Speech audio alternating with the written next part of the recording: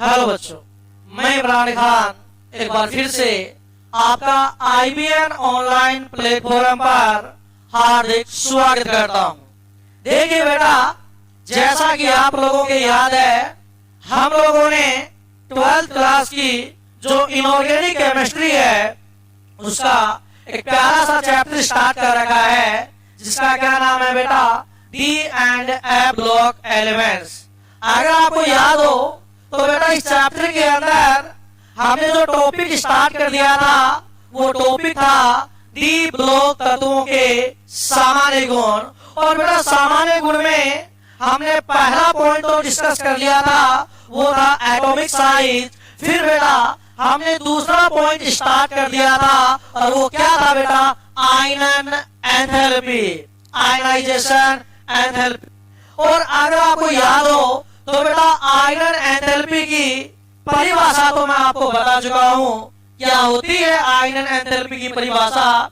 कि एक उदासीन विलगित गैसीय परमाणु के बाह्यतम कोश में से एक इलेक्ट्रॉन निकालने के लिए जितनी न्यूनतम ऊर्जा की आवश्यकता होती है उसे बेटा अपन क्या कहते हैं, आयनन एंथैल्पी कहते हैं। फिर बेटा मैंने आपको बताया था कि सामान्यतः क्रमागत आयनन एंथैल्पी का मान बढ़ता है, यानी पहला इलेक्ट्रॉन निकालोगे कम जोर आएगा, दूसरा इलेक्ट्रॉन निकालोगे और ज्यादा जोर आएगा, तीसरा इलेक्ट्रॉन निकालोगे बहुत ज्यादा जोर आएगा, और चौथा इलेक्ट्रॉन निकालो तो लोटा साथ लेके जाना। अरे यस की नो, कोई दिक्कत वाली बात है नहीं है। तो देखिए बेटा, अब अपन बात करते हैं जो संक्रमण तत्व हैं या जो डी ब्लॉक तत्व हैं उनकी आयनन एंथैल्पी की चर्चा करते हैं। सबसे पहले आप मुझे एक बात बताइए बेटा, जितने भी डी तत्व हैं या उनको अपन क्या बोलते हैं, संक्रमण तत्व, डी ब्लॉक तत्व है, या फिर बेटा अपन इनको क्या बोलते हैं, संक्रमण तत्व है। इनकी सामान्य ऑक्सीकरण अवस्था, इनकी सामान्य ऑक्सीकरण अवस्था क्या बेटा, सामान्य ऑक्सीकरण अवस्था कितनी होती है? सामान्य ऑक्सीकरण अवस्था कितनी होती है बेटा? +2 होती है। आप सुनना मेरी बात ध्यान से, देखिए जो मैं बात बोलूं उस पर ध्यान देना बेटा। नहीं लिखा है कि भाई टॉपिक अपना क्या है, आज हम क्या करना चाहते हैं, जो डी ब्लॉक तत्व है उनकी आयनन एंथैल्पी के बारे में पढ़ना चाहते हैं। उससे पहले बेटा मैंने आपको एक बात बताई है और ये बात अपन पढ़ भी चुके हैं कि जितने भी डी ब्लॉक के तत्व हैं, एक आध को छोड़ दिया जाए, जितने भी डी ब्लॉक के तत्व हैं उनकी सामान्य ऑक्सीकरण अवस्था कितनी होती है बेटा? +2 होती है। इसलिए बेटा ये जो डी ब्लॉक के तत्व हैं या फिर ये जो संक्रमण तत्व हैं, इनके लिए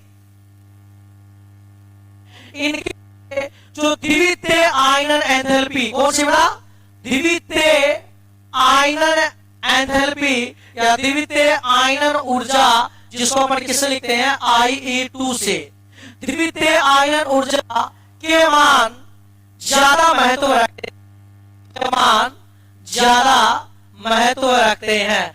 RS की नो, कोई दिक्कत वाली बात है क्या? कोई दिक्कत वाली बात नहीं है। देखिए बेटा मैंने क्या बताया, जितने भी डी ब्लॉक के तत्व हैं उनकी सामान्य ऑक्सीकरण अवस्था कितनी होती है? +2।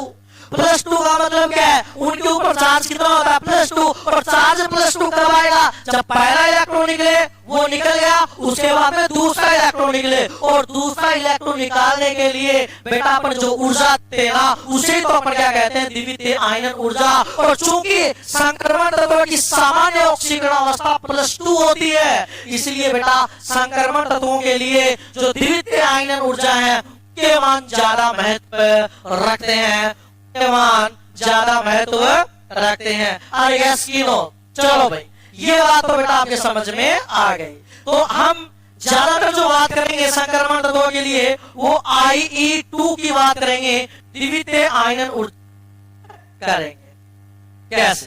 देखिए बेटा, देखिए बेटा सबसे पहले एक बात बताओ, डी ब्लॉक में जो 12वें वर्ग के तत्व हैं, जिंक,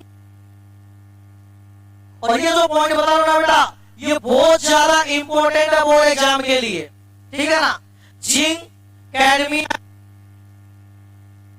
मरकरी, जिंक, कैडमियम और मरकरी, Zn, Cd और Hg की तो प्रथम आयनन ऊर्जा, प्रथम आयनन ऊर्जा बोले तो IE1 का मान अत्यधिक होता है या उच्च होता है। देखो बेटा मैंने क्या कहा, सुना।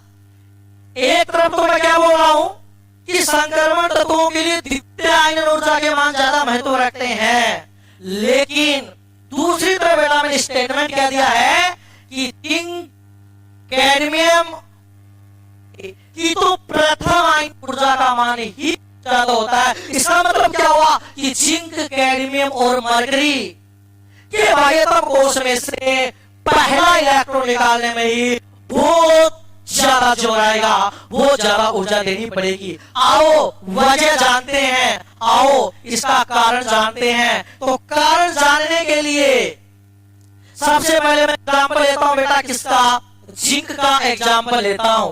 किसका एग्जांपल लेता हूं, जिंक का। एक बात बता बेटा, जिंक कितने नंबर पे आता है, 30 नंबर पर, और इसका इलेक्ट्रॉनिक कॉन्फ़िगरेशन क्या होता है, आर्गन 4s2 3d10।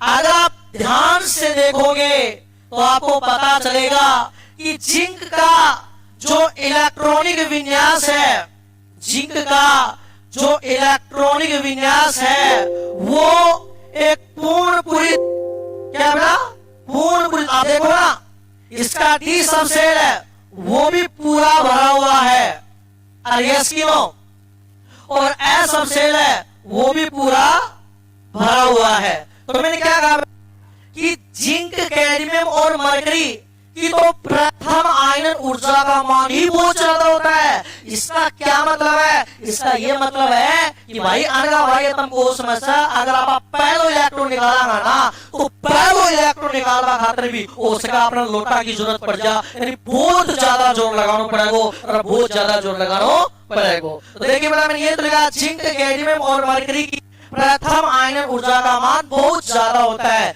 क्यों होता है, क्योंकि आप खुद देखो ना, जिंक का जो इलेक्ट्रॉनिक विन्यास है वो एक पूर्ण पूरित स्थायी विन्यास है। क्योंकि बेटा 11th क्लास में अपन पढ़ते हैं अर्धपूरित एवं पूर्ण पूरित विन्यास स्थायी होते हैं, और दुनिया में हर काम किसके लिए होता है, स्थायित्व के लिए होता है। और स्थायी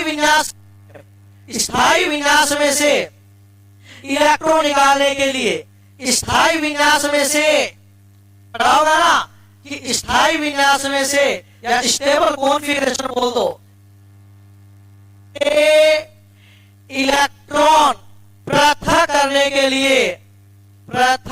के लिए अधिक ऊर्जा की आवश्यकता होती है, अधिक ऊर्जा की आवश्यकता होती है। यानी ये मान लो जिंक है, और जिंक का कॉन्फ़िगरेशन क्या है, 4s2 3d10, और आप ये चाहते हो किसके बाह्यतम कोश से इलेक्ट्रॉन निकले, बहुत ज्यादा ऊर्जा नहीं पड़ेगी, तब हो सकता है इलेक्ट्रॉन आए तो आए या फिर न भी आए। क्योंकि एक इलेक्ट्रॉन निकलने की वजह से इसका जो अधिक स्थायी विन्यास था वो कम स्थायी विन्यास में चेंज हो जाएगा।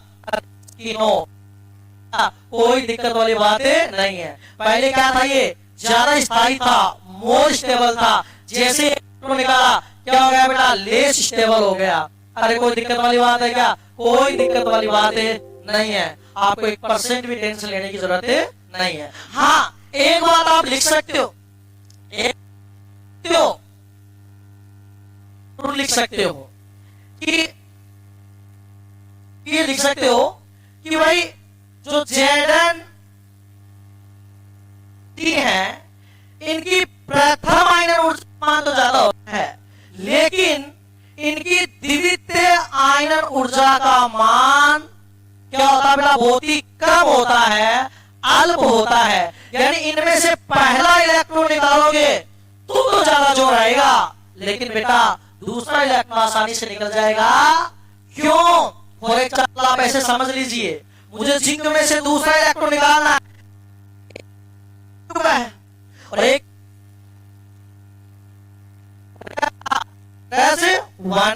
अब जैसे आप एक इलेक्ट्रॉन निकालोगे तो द्वितीय आयनन ऊर्जा देनी पड़ेगी, और जैसे आपने द्वितीय आयनन ऊर्जा दी तो क्या बनेगा, Zn+2, और ये इलेक्ट्रॉन निकला तो क्या बन जाएगा 3d10। अरे यस की नो, तो आपको कैसा कॉन्फ़िगरेशन मिलेगा, स्टेबल, आपको कैसा विन्यास मिलेगा, स्थायी विन्यास मिलेगा। अरे यस की नो, तो जिंक में से जैसे आप दूसरा इलेक्ट्रॉन निकालोगे तो आपको 3d10 पूर्ण स्थायी विन्यास मिलेगा। इसलिए बेटा दूसरा इलेक्ट्रॉन निकालना तो क्या है, आसान है। ध्यान रहे, जिंक, कैडमियम और मरकरी की प्रथम आयनन ऊर्जा का मान तो बहुत ज्यादा होता है, लेकिन द्वितीय आयनन ऊर्जा का मान क्या होता है, बहुत ही कम होता है। अरे यस की नो। अब बेटा आपके लिए मैं क्वेश्चन देता हूं, उसको आप ट्राई करना, उसको आप ट्राई करना भाई, ठीक है ना। क्वेश्चन मेरा ये है कि जो मैग्नीज है कितना, कि प्रथम आयनन ऊर्जा, द्वितीय आयनन ऊर्जा तथा तृतीय आयनन ऊर्जा की तुलना कीजिए, की तुलना कीजिए। ये क्वेश्चन बेटा आपको खुद को करना है। इस वीडियो में अपन इतना ही देखेंगे। Thank you very